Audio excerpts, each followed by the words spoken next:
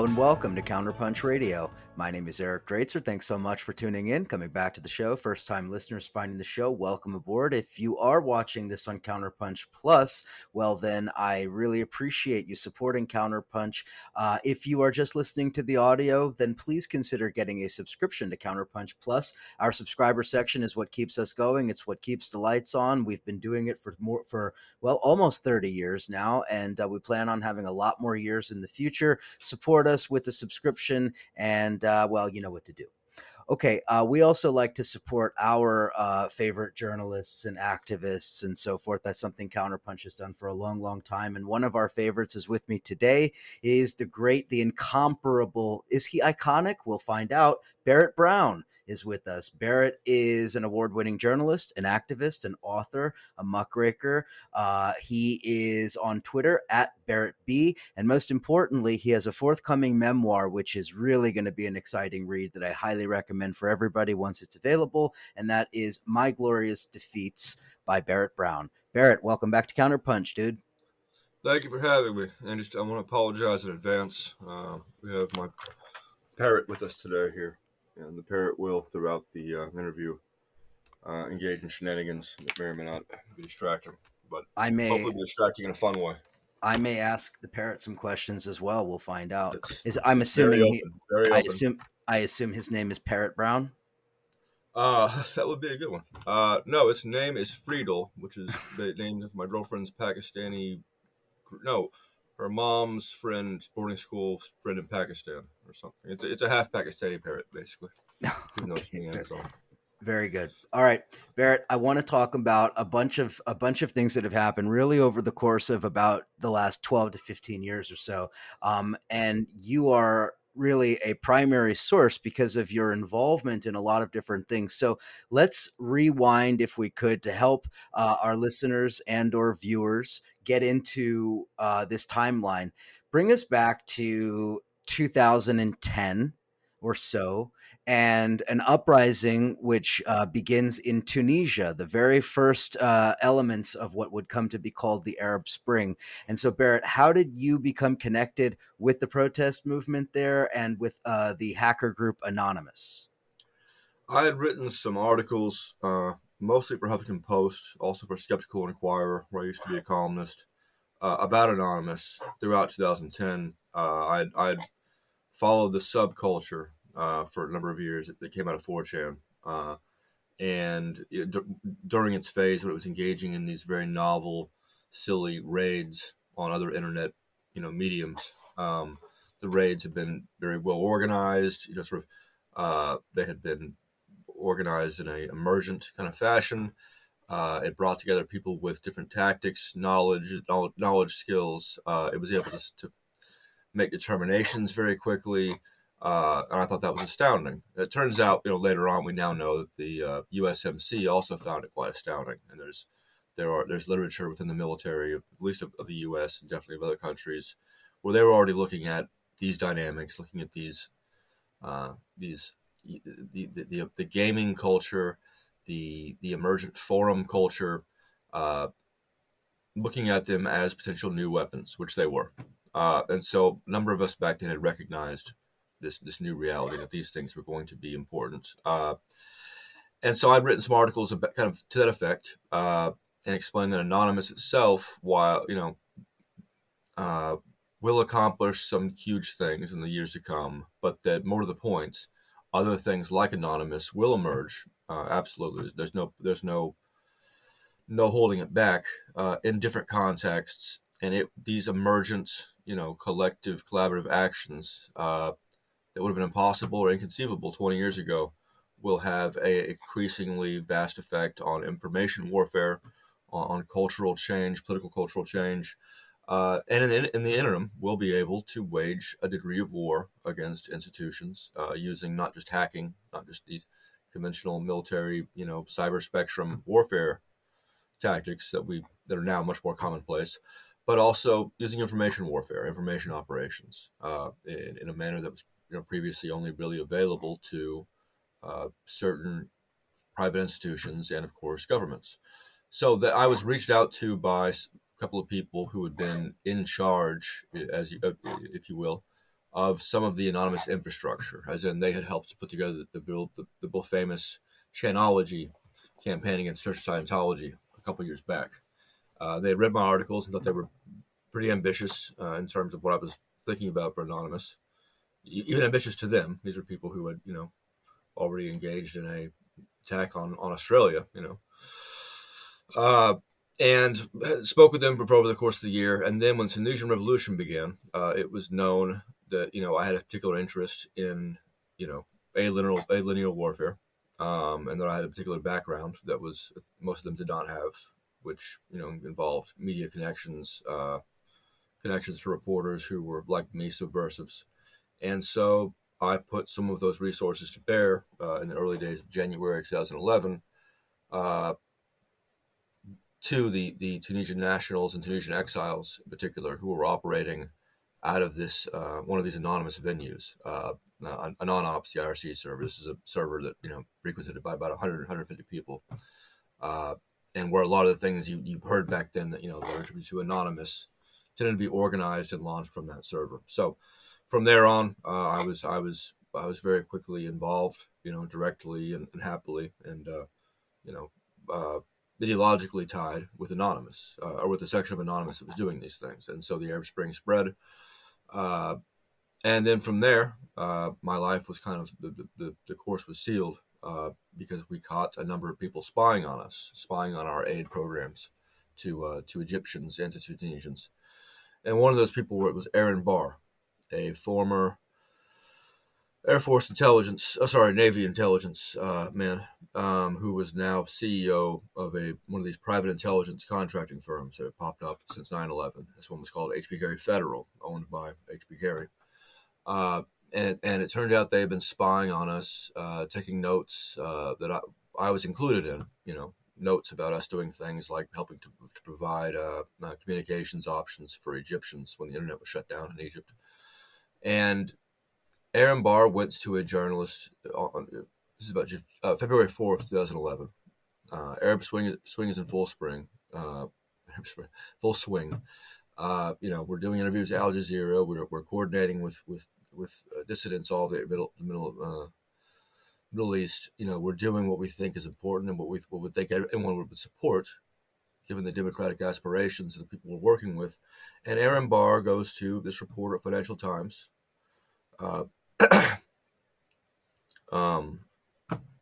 man I despise, but whose name I've suddenly forgotten, which is not like me. Fuck is his name? Joseph Min. There we go. Goes to Joseph Min and has him do a puff piece article in Financial Times about how Aaron Barr and his company has been using this new proprietary technique to not only spy on us in our internet relay chat server, where we're doing all this Arab Spring stuff, but to identify anonymous participants based on their login times. It was a technique that didn't actually work, as it turns out. But was in there spying on us and was going to meet with the FBI very soon. And so he got hacked by several people of my acquaintance who were hackers, unlike me.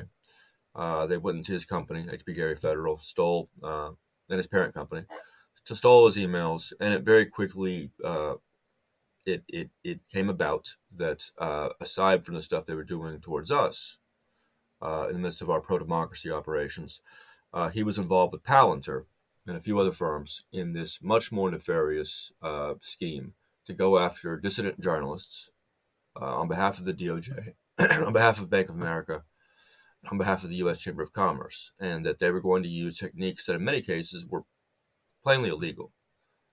Things that, in fact, that have been anonymous participants have been prosecuted for even planning. And just Barrett, real quick, just to interject for listeners, when you're talking about HB Gary, you're talking about private contractors that work with the military, similar to like Bose Allen Hamilton, where Ed Snowden worked, which was involved in very similar kinds of things. So when we're talking about HB Gary, we're all really talking about a vast array of these similar type of companies. Yes. Yeah, this is a huge problem. And Bose Allen Hamilton, incidentally, turned out to also have been involved peripherally in the same operation that we uncovered through the hack of those emails. And just really quickly also, just so that everyone has their proper reference points. Palantir being the company founded by Peter Thiel, the billionaire who is closely connected to Trump and connected to very nefarious circles. Exactly. Yeah. And so what we found them doing, these firms back then in 2011, it was sufficiently documented and sufficiently horrendous that it got major press coverage over the next few weeks. And in fact, Congress started to investigate under Hank Johnson, Democrat of Georgia. But that investigation into the DOJ and its role in this was shut down by Lamar Smith, a Republican of Texas, who said the DOJ should be the one to investigate. Well, of course, the DOJ was involved, so they were not in a hurry to investigate, and of course, no such investigation ever began. Instead, the DOJ began to investigate us, those of us who had unveiled the scheme that the DOJ was involved in, and so that was the beginning of the end for us in terms of each of us individually having regular life from that point on. So that's how I got involved, and that's how I stayed involved. This H.B. Gary thing, these intelligence contractors, the FBI cooperators, we kept discovering the methods they used, sort of carte blanche against us and those who were identified as working with us, was all very extensive, all very distressing, and to some extent we got the press to pay attention to that as well. Sometimes we fell short with that, and of course I went to prison. After about a year, they were able to figure out, something to charge me with. That kept changing the charges, that it dropped some and reapply others. And I did 4 years, got out, and came out to crazy land, where everyone was now even in America had gone through this 2016 election that seems to have just broken everybody's brain, just sort of turned everybody back into disingenuous 1938 like British people, where nothing is true, everything is permitted. And so I've just been kicking it ever since. So let's rewind. Let's rewind back a little bit. Taking us back to 2011. You get connected with Anonymous, with the work that's going on to support the revolution in Tunisia, and then how does WikiLeaks come into the picture? Because of course WikiLeaks emerges around the same time. I don't think WikiLeaks needs any introduction for our listeners. So how did you get connected with WikiLeaks and ultimately Assange? WikiLeaks, even before I got involved with Anonymous, I had been very interested in WikiLeaks. I did some of the early, advocacy for WikiLeaks back in early 2010. Went on a couple different programs, like anti-war with Scott Horton and that kind of thing, to discuss. Sorry, because I was one of the few, proxies they had back then, or in those early days. It was still not well known, but when the collateral murder video came out, suddenly there was attention. Assange was suddenly being chased around by State Department officials around Iceland or something.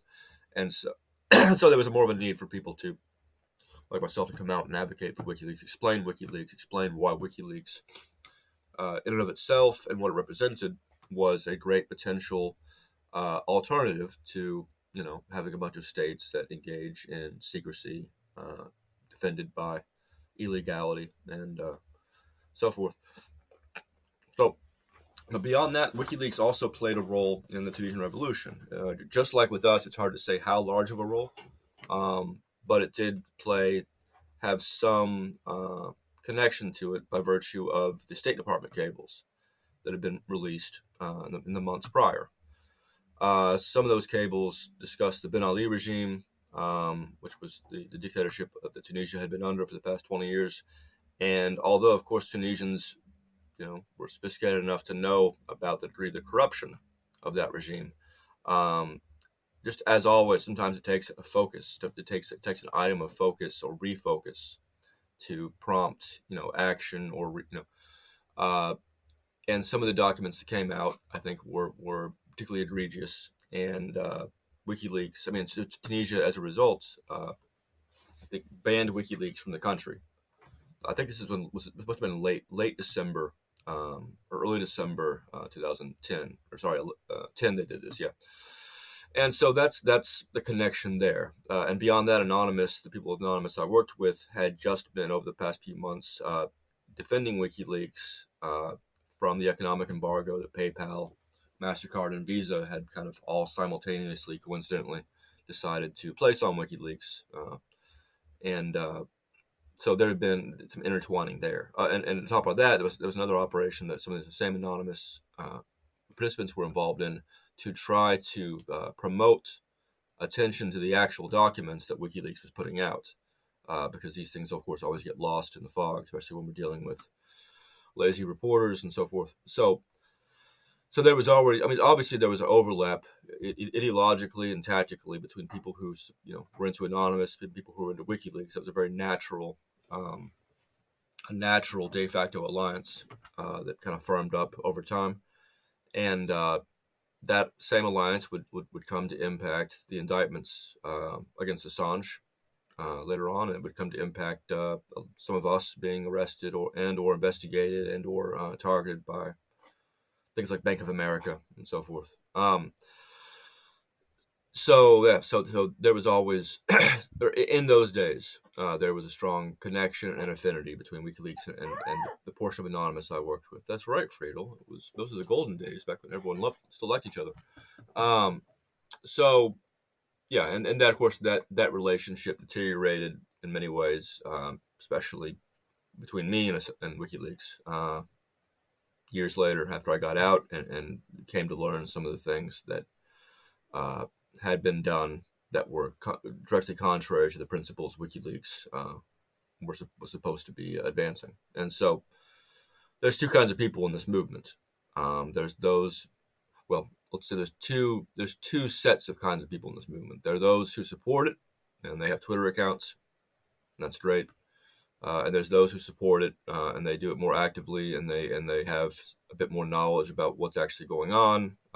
They make it their business to know. They have skin in the game. They have to know. They can't live in fantasy land. And then the other two sets of people in this movement are those who want to know. They wants to make sure that the movement isn't just claiming to have ideals, claiming to be a real alternative to the criminalized institutions we're up against. They want to make sure that is the case, and to the extent that we fail in our ideals, that we fall short or engage in deception against the same public we're trying to serve, they want to find that out so we can stop it. And the other portion, the other side of that, is those who lack that capacity, morally, intellectually, whatever, and it doesn't matter. And they've chosen their Stalin or their Trump or their Assange, and that is how it is. And so obviously I fell into the rabble rousing crowd, of that division, and that's another sort of big trajectory of the last 10 years, is that I've gotten into lots of conflicts with people who were involved in this movement, but who I saw as not committed to the movement itself and more committed to individuals.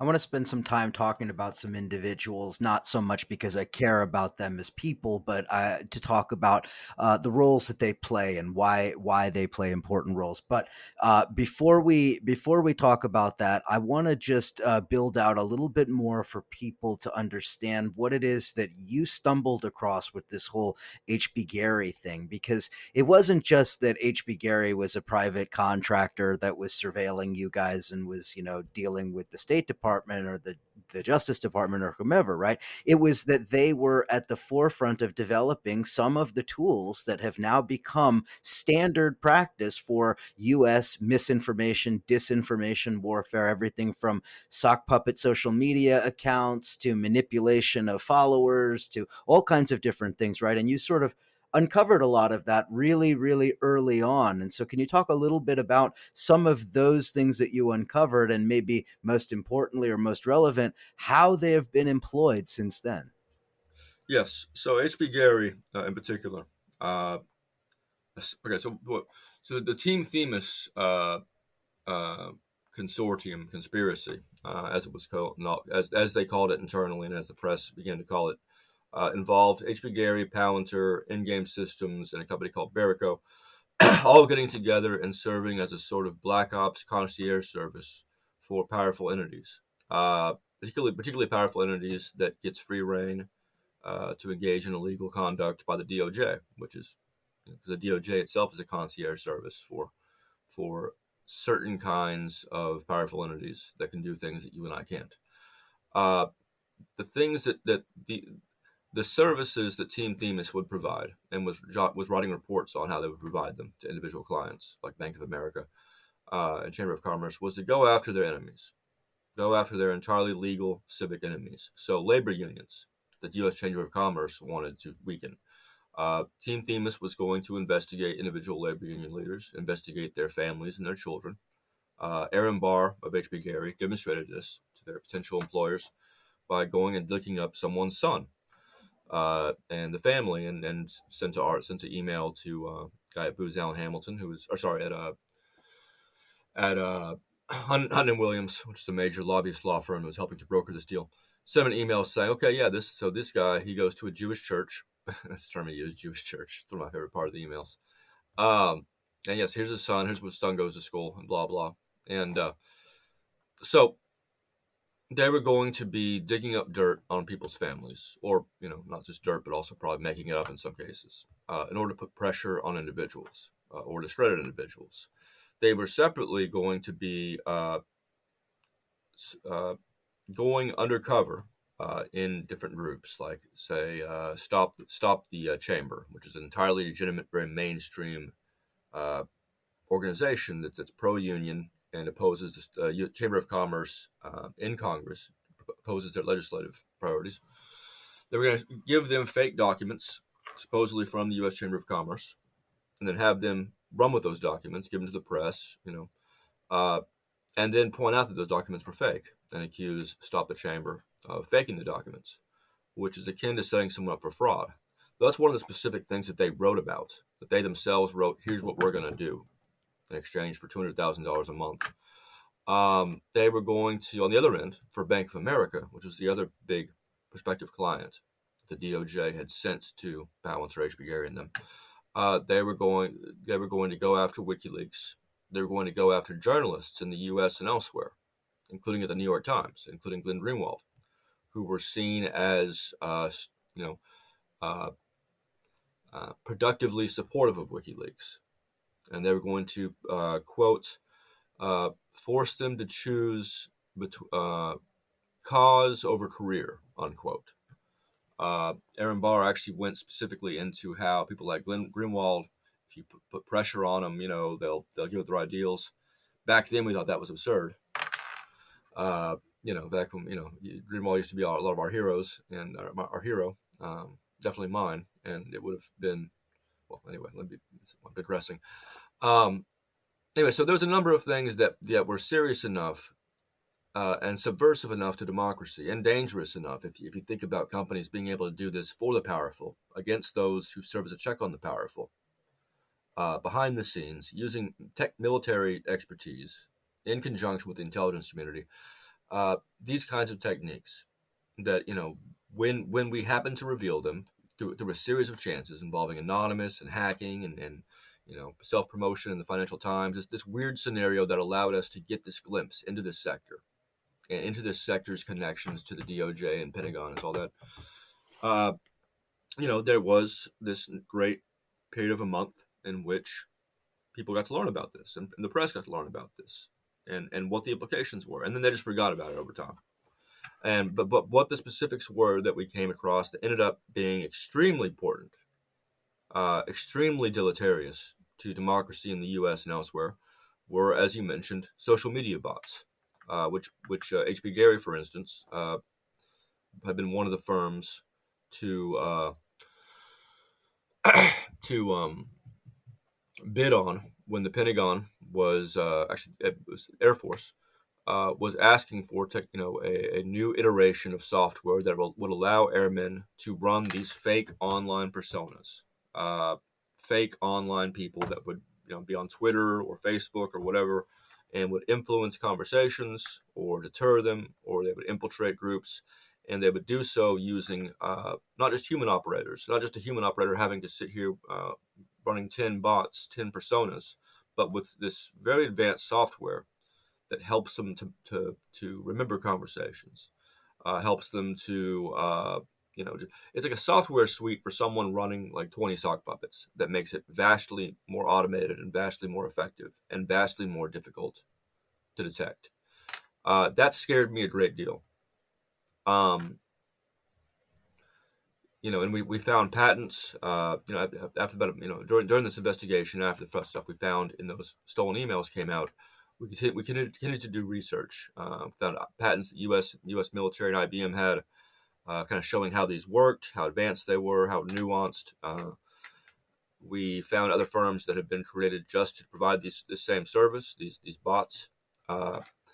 And between that and the fact that, this Team Demons conspiracy itself had gone, kind of gone nowhere. There've been no repercussions. Palantir pretended to fire somebody and then promoted them after everybody stopped paying attention. It looks to me like things were going to get vastly, vastly worse in this country and in the West, because they had found technologies, people, companies, methodologies that can be used to subvert democracy, to discredit and harass any journalists or activists who serve as a check on their advances. They had found the magic formula to ensure that they would never be subjects to consequences for the vast amount of terrible things they were now going to do. And those things that they did were now going to do, that they got away with, again, was interfering in the 2016 election, as Palantir did, as they were caught doing, again, with Cambridge Analytica and Facebook. And that they were caught again in 2016. And that went away again. And now those companies are even more powerful. They're not even reported on in the way you might expect them to be, based on the two separate major scandals in which they've been caught subverting democracy in the most insidious ways possible, in a way that's allowed Trump to rise. There's still average article on Palantir is still about, an IPO might be offered, blah blah, or they're is Palantir making good use of its whatever, it's that kind of thing.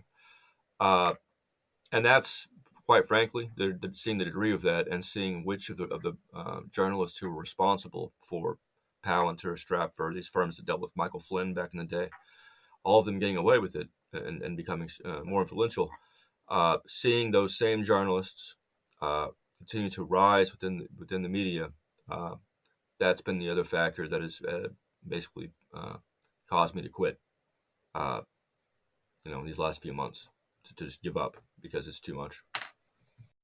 Before we take a break, which we need to do, I just want to stress the importance of the point that you're making here, because this is not a discrete historical episode. We're not talking about the introduction of some technology 12 years ago that just went away, right? What you're talking about is having a glimpse early on in some of the tools that have built out and sort of created this extraordinarily toxic and completely manufactured bullshit social media ecosystem that exists, where there's dozens, hundreds of people with tens of thousands of followers on social media who don't know anything about anything, who have no reason to have those kind of followings. And it really, I think what you were exposing 10 years ago illustrated sort of, or maybe gave us a glimpse into the hellscape that we live in now. Yeah, and people like Aaron Schwartz and Michael Hastings, both as well, like, warned of different aspects of this. Michael Hastings, being a more prominent journalist, wrote his last articles were about these subjects, and his last article also was about my criminal case, which had already begun. I was already in prison at that time, before he died. And then Aaron Schwartz, he was one of the ones talking about the trap wire and some of the technologies and companies that Cubic owned. That at that time, a lot of supposedly grown-up press people were saying, "Oh, this is some kind of silly." People probably don't remember this Strapwire thing. Basically, there was, it was one of the things that came out of the Stratford emails. One of these intelligence contracting companies involving facial recognition, which have since become a tool of genocide. Increasingly as expected. Anyway, people like Aaron Schwartz, who knew what he was talking about, obviously had the expertise, was writing and speaking about this stuff back then, right around the time he was getting raided as well by the FBI. And that was all kind of drowned out by other people in the public eye, including a fellow who's since gone on to become the editor-in-chief of the Daily Beast, Noah Shachtman, who back then was saying, well, Cubic sent out a press release claiming they don't own this company. So at least someone's being straightforward here. That was basically the last sentence of his article on Trapwire. So the people who knew what they were talking about were silenced. I mean, were spoken over, and then eventually silenced by other means. And that's the other end of this, the other part of this that is a little bit unnerving in retrospect.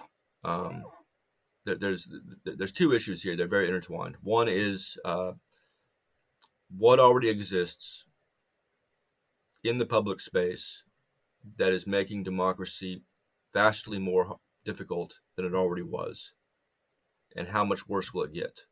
And the other end is, do we have a media structure that is capable of even remembering the things that have already come out about this and what they've been caused to do, what the consequences have been, much less consistently investigating, discovering new versions of this? And the answer is no, we don't. And part of the reason for that is that some of the very people who have the most to lose from these things being revisited have quite unaccountably gained more and more influence at the major outlets that determine the national narrative. And when I talk about journalists who assisted Palantir or assisted Stratfor or assisted HB, I'm not talking about because they didn't write mean things about them that I wanted to. What I'm saying is companies that covered for them, that had secret deals with these companies, that in some cases had secret deals with these firms right before they got caught going after other journalists for money, and then have thereafter continued to hold water for them publicly at the Washington Post and New York Times, that kind of thing. Let's start talking through some of those specifics, preferably without any potential libel lawsuits if possible. No, I'm kidding. Let's talk through about some of those individuals, and preferably I would also like to ask about something that you did when you came out of prison, a video that you released that I thought was really enlightening. So let's take a quick break. On the other side of the break, we'll continue with Barrett Brown. You're listening to CounterPunch. We'll be right back. Life is a debt that must someday be paid. Born when we were born, left us helpless and self-obsessed. Last night on earth, well, don't pick up that pen. We're so ill-equipped to deal with all the pressure, risk, and stress that can't hurt you now. It doesn't matter what they say. You can still feel anger across the grave, but it was fun anyway. It was her job to see through all that shit. She did it by herself in some tough places, but the system is sick. The robber barons roam, collecting their debts. I'm filling up death row. You can't live alone. You can't live alone. You can't live alone. You can't live alone. It can't hurt you now. It doesn't matter what they say. You can still feel anger across the grave, but it was fun anyway. It was her job to see through all that shit. She'd go walking out in some very cool places, but the system is sick. The robber barons roam, buying up the land beneath your feet, putting kids in the ground. You can't live alone. You can't live alone. You can't live alone. And we are back chatting with Barrett Brown. Make sure that you put on your radar his forthcoming memoir, My Glorious Defeats. Barrett is an interesting storyteller, and he's got a lot of very interesting stories to share. So, Barrett, I want to talk a little bit about a video that you did not that long ago now, where you burned a very prestigious award that you received. You want to talk a little bit about what award it was, why you burned it, and obviously, specifically, what are the real political motivations behind that? Because I think this is an important entry point for us to talk about, the utter failures, corruption, incompetence, and otherwise of the press, both mainstream and so-called alternative press.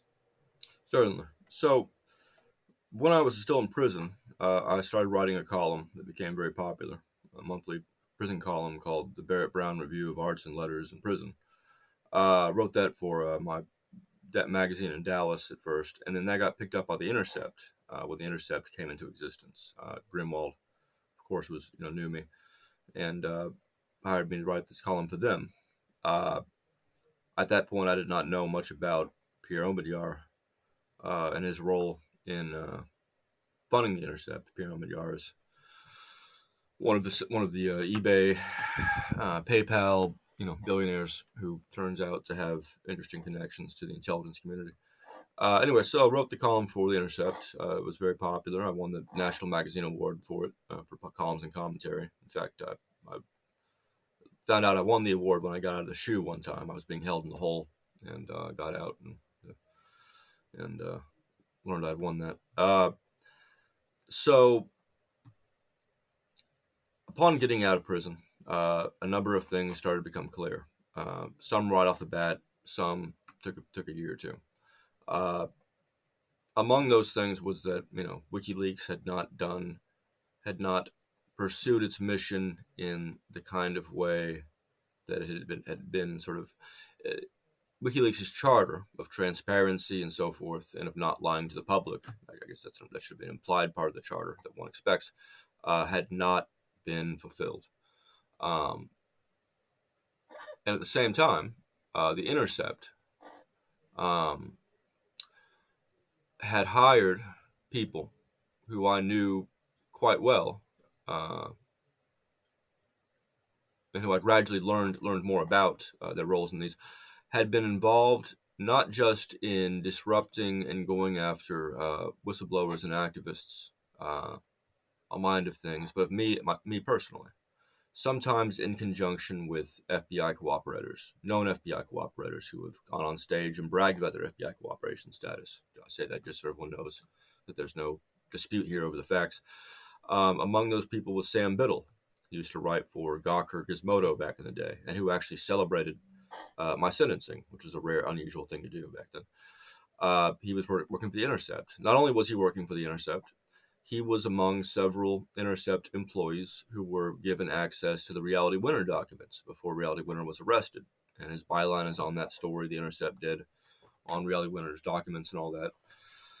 And there was obviously no reason why someone like Sam Biddle, given his very easily discoverable history dealing with the FBI and putting out, when I say dealing with the FBI in this case, he wrote an article called, for instance, This is What Happens When Anonymous Tries to Destroy You. And the point of the article is that Anonymous is this terrible terrorist thing that is really mean to people and just tries to destroy you. But the contents of the article,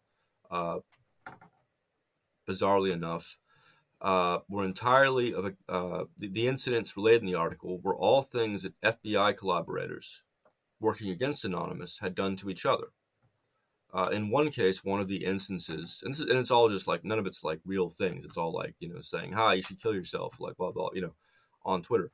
One of the examples of the people in this article titled, Here's What Anonymous Does, was one of the people working for H.B. Gary, and for the FBI's FBI collaborator, and who got into a dispute with his other handler's FBI collaborator. There's a bunch of bizarre drama among the FBI collaborators, and this was an article detailing that drama, but attributing it like entirely falsely to Anonymous.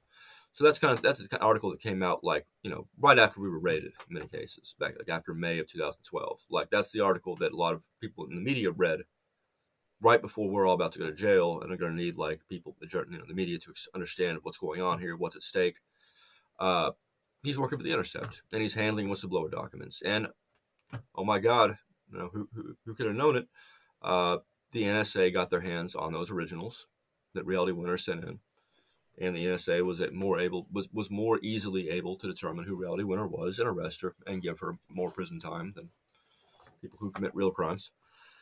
And that's Sim Biddle, and that's something that the Intercept, I would say, in a more perfect world, should not have tolerated, given what the Intercept was supposed to be. Beyond Sam Biddle, their first editor was John Cook, who used to be at Gawker as well. John Cook worked with some of the exact same FBI cooperators who, just like the ones Biddle worked with in some cases, were in the paid service of H.B. Gary, the firm that we had exposed for its crimes against journalists and activists. Let's see, who else? Oh, one of the other guys who did one of the people on the byline of the Reality Winner story, another person that the Intercept hired for reasons I can't even come close to fucking imagining,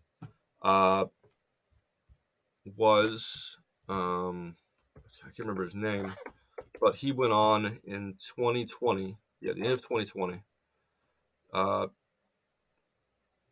become the spokesperson for the NYPD.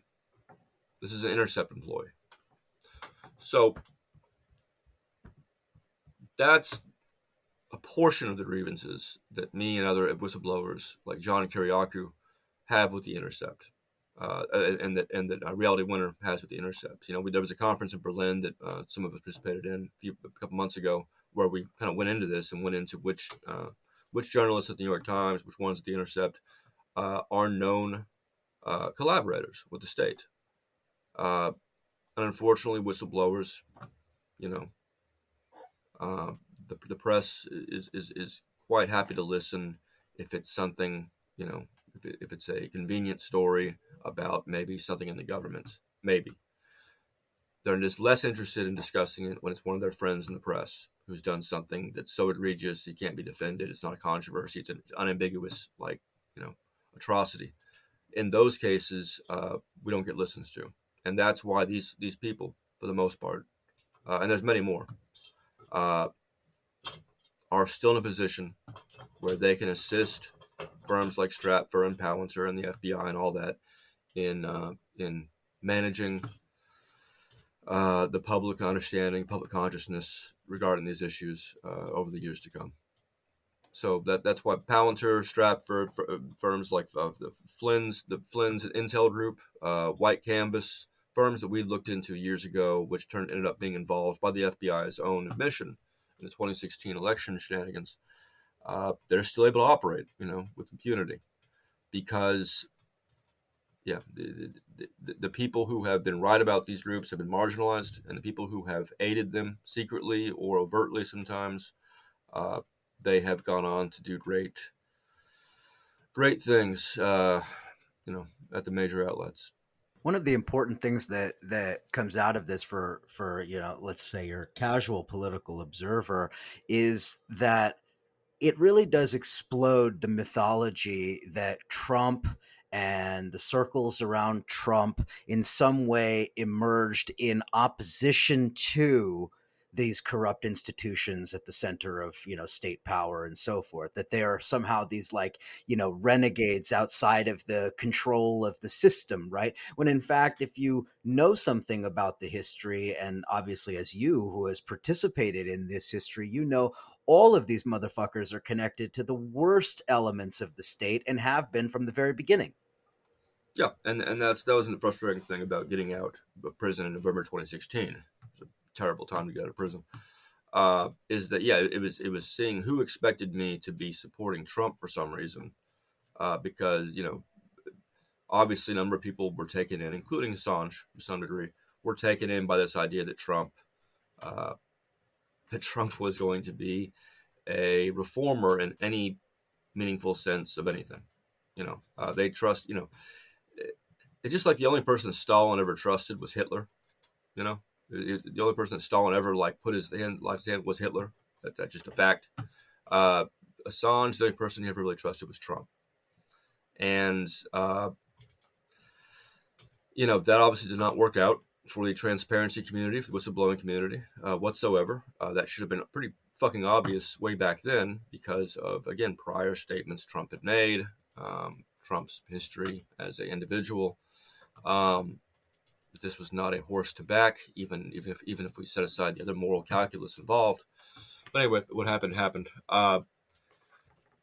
And yeah, and yet that's the other unfortunate thing about this is as a result of Trump in this great contest, which had to be fought between just like in World War II, two very very two factions, both with severe sins behind them, both the establishment, Clintonians versus the Trumps and all that. The establishment Clintonians had to be, unfortunately, the bulwark against this much worse thing.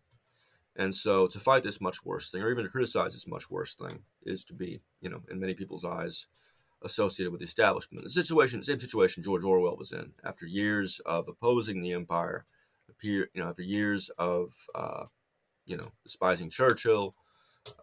Suddenly, something else rises to the east. And that thing is seen by many naive people as the answer to the empire and the answer to capitalism and all that.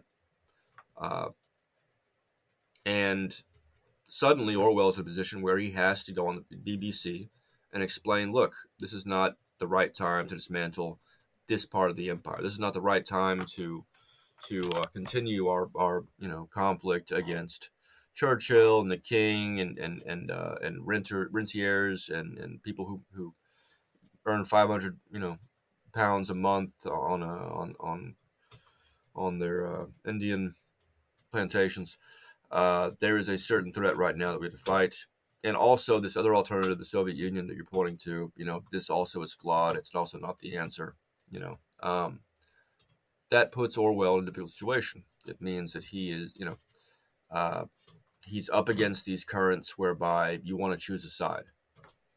And it's not fun for people to have to refrain from choosing a side, to be able to say, look, both these sides are flawed. One of them is definitely worse. Let's fight, let's oppose that.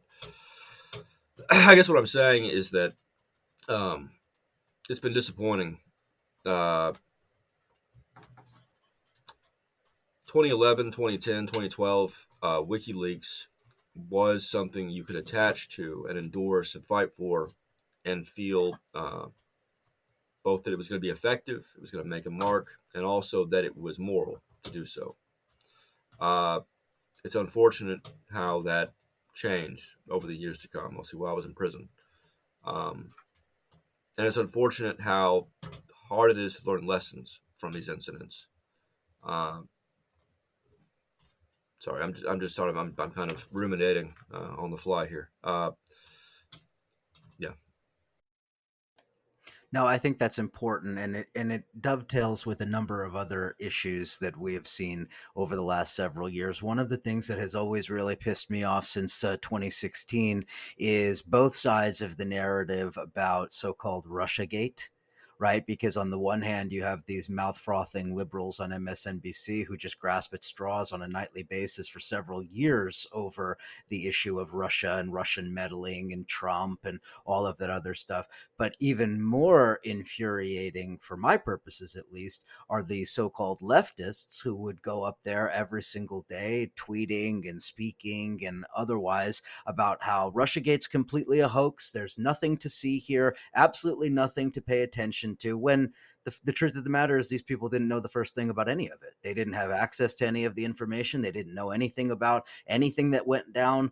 They certainly weren't personally involved in any of it. And so what I'm getting at here is that in trying to understand everything that has happened since 2016, and especially the sort of discourse on the left and among activists, you have to really begin to realize that so much of the so-called alternative media is honestly disinformation.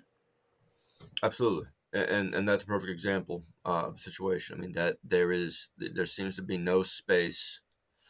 You know, Henry Kissinger once wrote about Nixon, that with him, words were like billiard balls.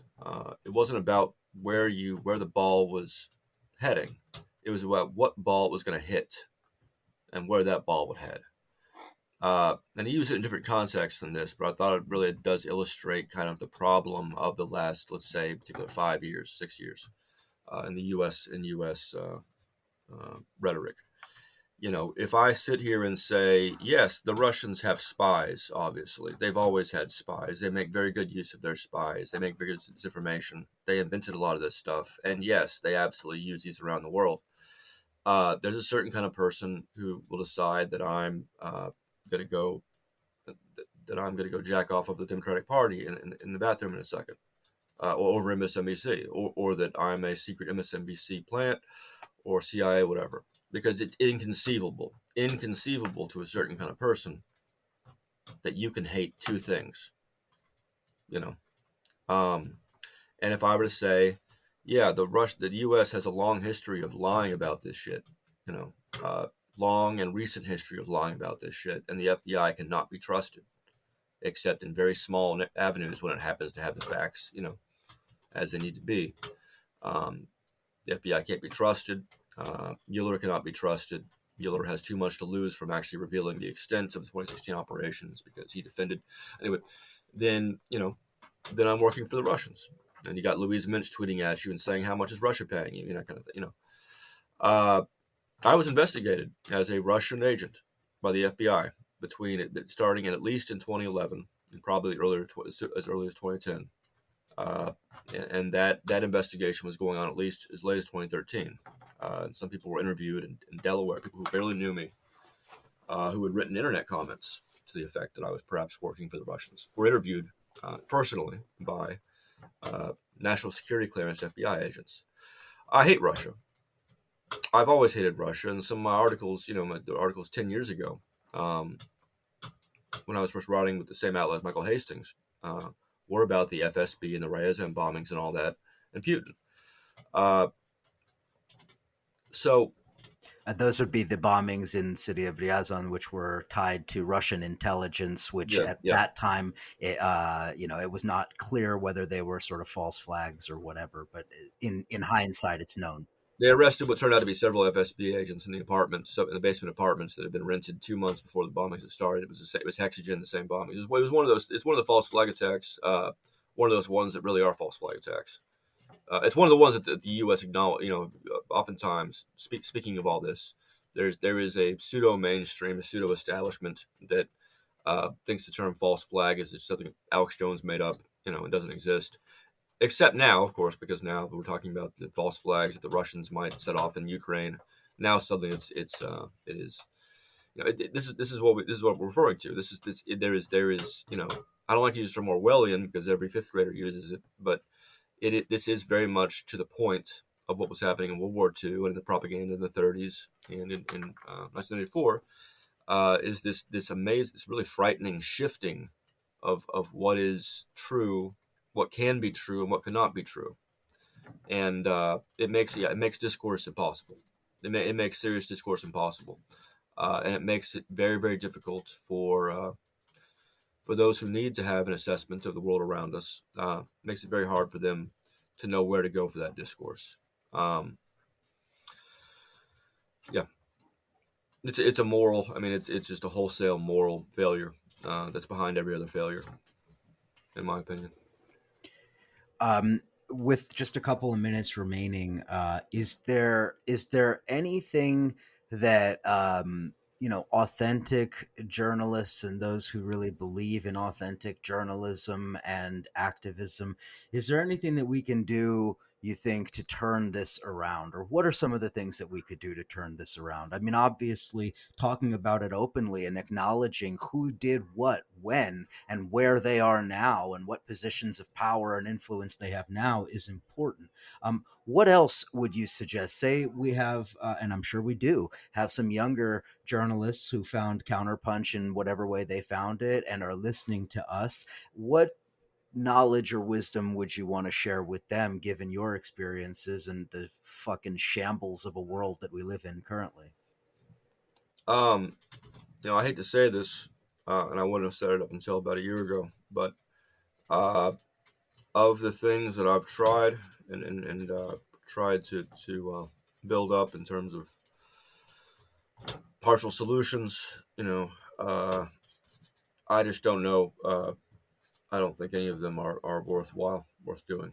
Uh, there's very, very narrow methods by which one can really overcome this omerta of silence that exists within the press as it is. It's very hard to force the press to acknowledge there's a problem with the press. This is even true when you're talking about here's a guy at one outlet. You go to another outlet, like, look, this guy's done something wrong. Here, do you want to report on this? You'd be surprised at how hard it is to get that even accomplished. The press has decided gradually, unconsciously, whether it be because individuals are careerists or individuals are something else, they have decided collectively, to the extent that any population can decide anything, that they are not going to regulate their own behavior, that they are not going to take any steps, any measures whatsoever to prevent themselves from being infiltrated effectively, knowingly or unknowingly, uh, by any number of criminal deleterious entities. The New York Times does not care about those of its reporters and bureau chiefs who have been caught working directly with Stratfor, one of the firms I went to prison over, or Palantir. The Washington Post does not care that the guy they just put on charge of their cybersecurity research, Joseph Min, has been caught engaging in illicit financial deals with firms like H.B. Gary, and then written about H.B. Gary in glowing terms. They do not care, and their colleagues do not care. And other journalists you'll see out there who sometimes do good work, and you look at them and say, oh, maybe this will work. 99% of those people are not going to help you if you come to them and say, hey, this is really a serious situation. This guy works for this company, which is a massive threat to democracy, as you know. Here are documents showing it. What can we do? 99% of the people will do nothing. They will do absolutely nothing. So, quite frankly, one of the reasons I've been kind of quiet relatively in the last year or so, is because I think there's only two real options if we care about anything, if anything is worth doing.